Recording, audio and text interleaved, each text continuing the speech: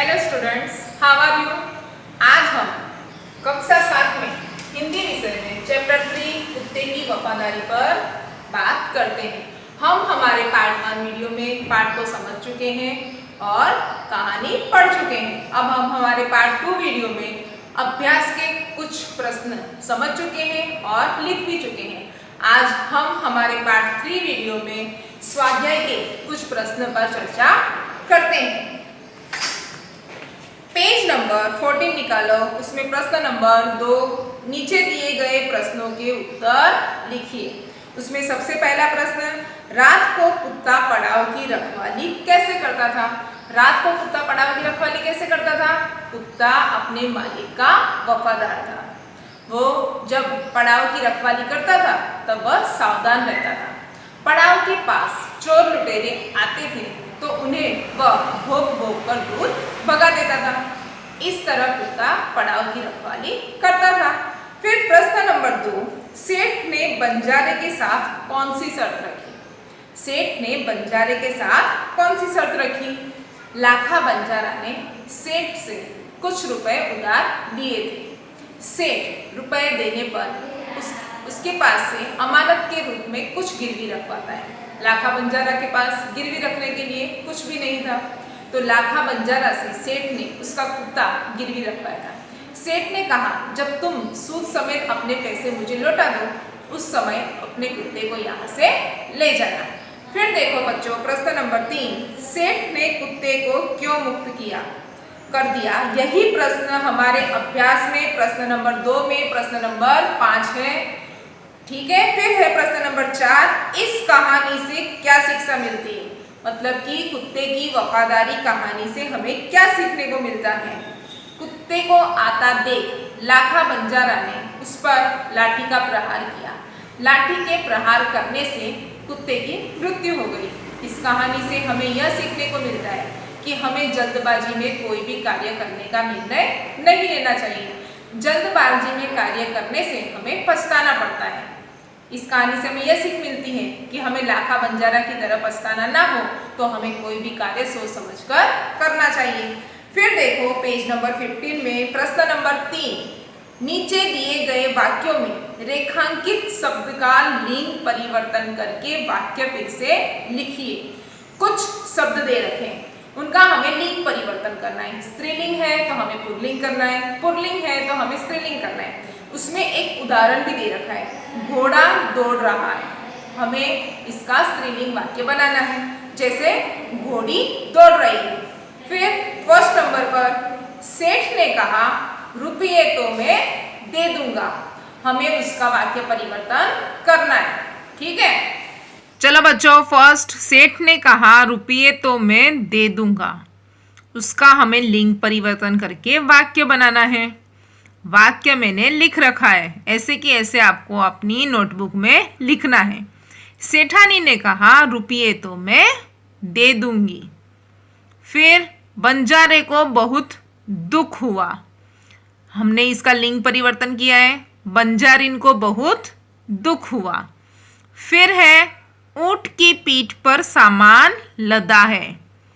हमें लिंग परिवर्तन करके वाक्य बनाना है, तो उसमें क्या आएगा, ऊंटनी की पीठ पर सामान लदा है। फोर्थ में मैदान में लड़का खेल रहा है। उसका हमने वाक्य क्या बनाया है, मैदान में लड़की खेल रही है। फर्स्ट जो है सेठानी ने कहा रुपये तो मैं दे दूंगी, उसमें आपको अवतरण चिन्ह करने हैं। यहाँ पर नहीं दे रखा, लेकिन आप कर देना। ठीक है। चलो बच्चों, प्रश्न नंबर 4, बक्से में से लिंग आधारित शब्दों के जोड़े मिलाइए और उनका वाक्य में प्रयोग कीजिए। हमें बक्सा दे रखा है, उसमें कुछ शब्द दे रखे हैं, हमें उन्हें लिंग आधारित शब्दों के जोड़े बनाने हैं और उन दोनों शब्दों के हमें वाक्य में प्रयोग करने हैं। अभी हमें कौन कौन से शब्द दे रखे हैं, तो ऊपर क्या है, शिष्य, नागिन, शिक्षक, घोड़ा, गाय, और नीचे की लाइन में क्या है, देव, बेल, शिष्या, घोड़ी, शिक्षिका, देवी, नाग। ठीक है। अभी हमें उदाहरण में क्या दे रखा है, तो गाय, उसका जोड़ा किससे बनाया है, बेल से, और वाक्य प्रयोग में क्या किया है, गाय का दूध सेहत के लिए अच्छा है। फिर नीचे बेल, बेल किसान का दोस्त है। फिर आप देखो यहाँ पर शिष्य, तो उसका जोड़ा मैंने बनाया है शिष्या से। वाक्य प्रयोग किया शिष्य, शिष्य ने गुरुजी के पैर छुए। शिष्या, शिष्या रोज आश्रम की सफाई करती है। फिर सेकंड नागिन, और उसका जोड़ा मैंने बनाया नाग से। वाक्य प्रयोग नागिन, नागिन के कई रूप होते हैं। फिर है नाग, नाग को देवता माना जाता है।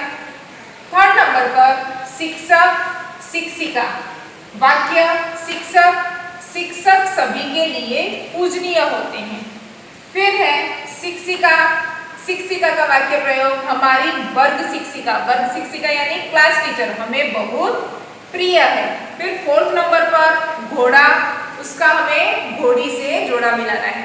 सबसे ऊपर हमारी टेक्स्ट बुक के ऊपर उसका वाक्य प्रयोग किया हुआ है, घोड़ा दौड़ रहा है, घोड़ी दौड़ रही है।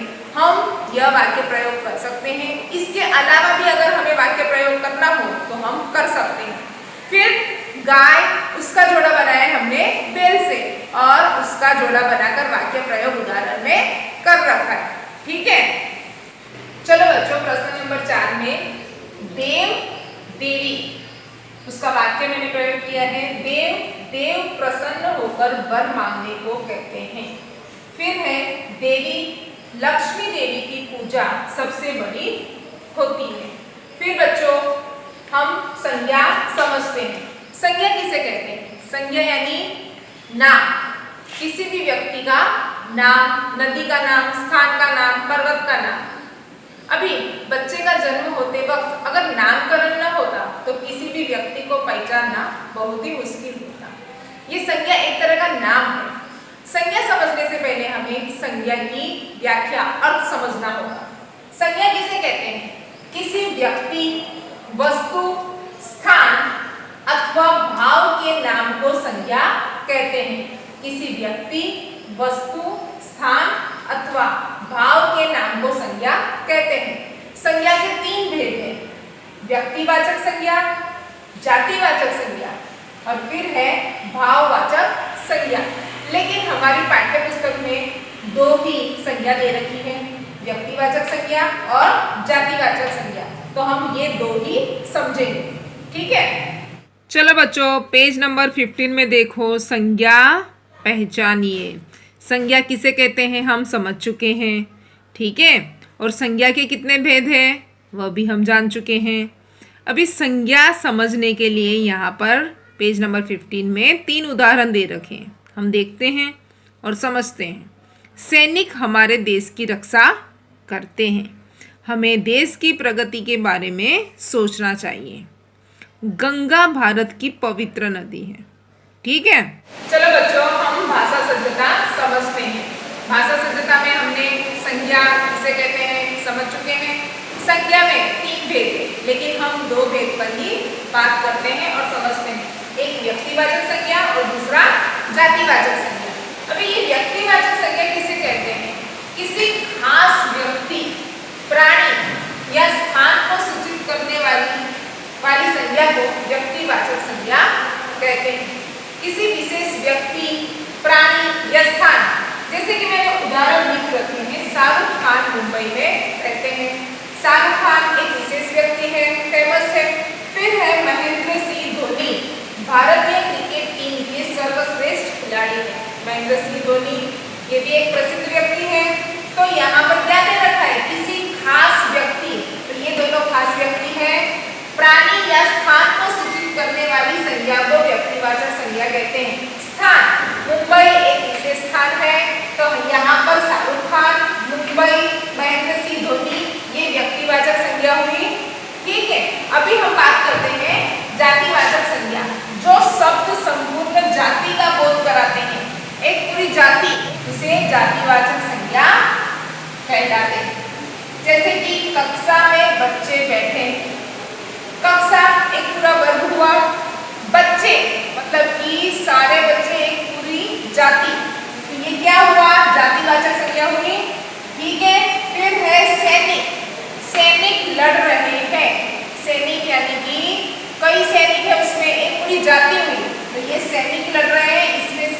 जातिवाचक संज्ञा है। फिर है आकाश में पक्षी उड़ रहे हैं। आकाश में कई तरह के पक्षी उड़ रहे हैं। एक पूरी जाति के बारे में बात की गई है, तो ये पक्षी जातिवाचक संज्ञा हुआ।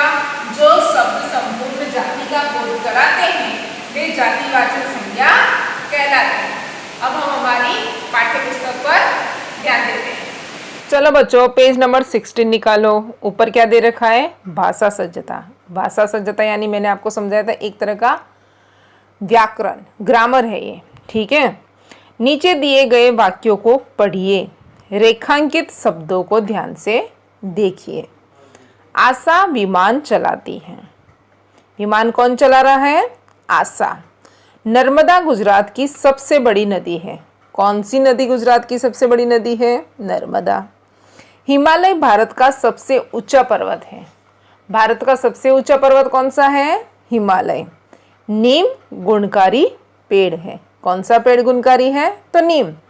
उपयुक्त वाक्यों में रेखांकित शब्द आशा, नर्मदा, हिमालय और नीम किसी खास व्यक्ति, नदी, पर्वत और पेड़ का निर्देश करते हैं।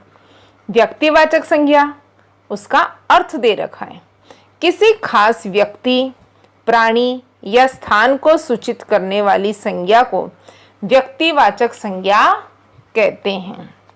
फिर देखो एक्सरसाइज दे रखी है नीचे। निर्देशित शब्दों में से व्यक्तिवाचक संज्ञा के ऊपर करेक्ट की निशानी कीजिए। नीचे कुछ शब्द दे रखे हैं, उनमें से सिर्फ हमें व्यक्तिवाचक संज्ञा छांटकर उस पे राइट करना है, ठीक है। फिर देखो, सैनिक है, वीर सावरकर है, तो वीर सावरकर व्यक्तिवाचक संज्ञा है। फिर है मोहन और देश, उसमें से मोहन व्यक्तिवाचक संज्ञा है। फिर है गुजरात और गिरनार, तो ये दोनों ही व्यक्तिवाचक संज्ञा है। फिर है नदी और पर्वत, दोनों में से कोई भी व्यक्तिवाचक संज्ञा नहीं है। फिर है तापी और पेड़, तो इसमें तापी व्यक्तिवाचक संज्ञा है। अभी देखो, वीर सावरकर एक विशेष व्यक्ति है, मोहन एक व्यक्ति है जिसका नाम ले रखा है। फिर है गुजरात, तो वो भारत का राज्य है। गिरनार, गिरनार पर्वत है। फिर है तापी, तापी नदी का नाम है। तो ये सारे क्या हुआ? ये सारे क्या है? व्यक्तिवाचक संज्ञा। फिर देखो नीचे बच्चों, नीचे दिए गए वाक्यों को पढ़िए, रेखांकित शब्दों को ध्यान से देखिए। नीचे जो वाक्य दे रखे हैं उन्हें पढ़ो और फिर रेखांकित शब्दों को ध्यान से देखो। हमारे देश के सैनिक बहादुर हैं। हमारे देश के सैनिक कैसे हैं? बहादुर। सैनिक मतलब किसी एक सैनिक का नाम नहीं ले रखा, पूरे के पूरे सैनिकों का यहाँ पर नाम लिया गया है। सैनिक एक जाति, एक वर्ग, ठीक है। हमारी गाय का नाम गोरी है। हमारी जो गाय है उसका नाम गोरी है। यहाँ स्पेशल दे रखा है कि हमारी गाय का नाम गोरी है, ठीक है। गाय एक जाति है, ठीक है। फिर है नदी को लोकमाता कहते हैं। नदी को लोकमाता कहते हैं मतलब ऐसे तो दे नहीं रखा कि किसी एक नदी को, सभी नदियों को लोकमाता कहते हैं, ठीक है। तो नदी एक जाति हुई। फिर है कुत्ता वफादार प्राणी है। कुत्ता, एक कुत्ते के बारे में बात कर रखी है, ठीक है। उपयुक्त वाक्यों में रेखांकित शब्द सैनिक, गाय, नदी और कुत्ता ये संपूर्ण जाति का बोध कराते हैं। अभी जातिवाचक संज्ञा किसे कहते हैं? जो शब्द संपूर्ण जाति का बोध कराते हैं वे जातिवाचक संज्ञा कहलाते हैं, ठीक है। बच्चों पेज नंबर 17 निकालो। उसमें ऊपर देखो प्रश्न नंबर 2, जातिवाचक शब्द छांटकर सूची बनाइए। जातिवाचक संज्ञा किसे कहते हैं मैंने आपको समझाया, ठीक है। और हमारी पाठ्य पुस्तक में कुछ उदाहरण भी दे रखे हैं, कुछ उदाहरण मैंने आपको बोर्ड पे भी समझाए, ठीक है। यहाँ पर हमें कुछ शब्द दे रखे हैं, उन जातिवाचक शब्द को छांटकर हमें सूची बनानी, एक पूरी लिस्ट बनानी है। मैंने तो टेक्स्ट बुक में खाली करेक्ट ही कर रखा है, लेकिन आपको अपनी नोटबुक में ये करेक्ट किए हुए शब्दों को लिखना है, ठीक है। अभी कितने शब्द दे रखे हैं? प्रगति और सुभाष चंद्र, ये जातिवाचक संज्ञा नहीं है। फिर देखो छात्र और सुंदर, उसमें से छात्र जातिवाचक संज्ञा है। फिर है नदी और पेड़, तो ये दोनों भी जातिवाचक संज्ञा है। ठीक है। फिर है पर्वत और लड़का, तो ये भी जातिवाचक है। गाय और नीम, तो इनमें से गाय जातिवाचक संज्ञा है। ठीक है। तो हम जातिवाचक संज्ञा कौन कौन सी है? छात्र, लड़का, पेड़, पर्वत, नदी, गाय।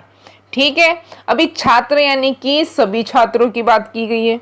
लड़का यानी एक पूरी लड़के की जाति के बारे में कहा गया है। पेड़ यानी समस्त पेड़, पर्वत यानी सभी पर्वत। ठीक है। नदी और गाय में भी ऐसे ही है। प्रश्न नंबर 3, नीचे दिए गए संज्ञा शब्दों को कोष्टक में उचित स्थान पर रखिए। नीचे संज्ञा शब्द दे रखे हैं, हमें कोष्टक भी दे रखा है। एक में है व्यक्तिवाचक संज्ञा और एक में है जातिवाचक संज्ञा। हमें जो शब्द दे रखे हैं उन शब्दों में हमें सोच समझ के लिखना है कि कौन सा शब्द व्यक्तिवाचक संज्ञा का है और कौन सा शब्द जातिवाचक संज्ञा का है। तो सबसे पहले है भारत। भारत क्या है? व्यक्तिवाचक संज्ञा। फिर हिमालय, हिमालय भी व्यक्तिवाचक संज्ञा। फिर है नदी, नदी जातिवाचक संज्ञा। फिर है वीर सावरकर, वीर सावरकर व्यक्तिवाचक संज्ञा। फिर है सैनिक, सैनिक जातिवाचक संज्ञा। फिर है नर्मदा, तो नर्मदा व्यक्तिवाचक संज्ञा। फिर पर्वत, पर्वत क्या है? जातिवाचक संज्ञा। फिर है नीम का पेड़, तो नीम का पेड़ व्यक्तिवाचक संज्ञा है। ठीक है। हमारा चैप्टर यहीं पर खत्म हो रहा है। ठीक है।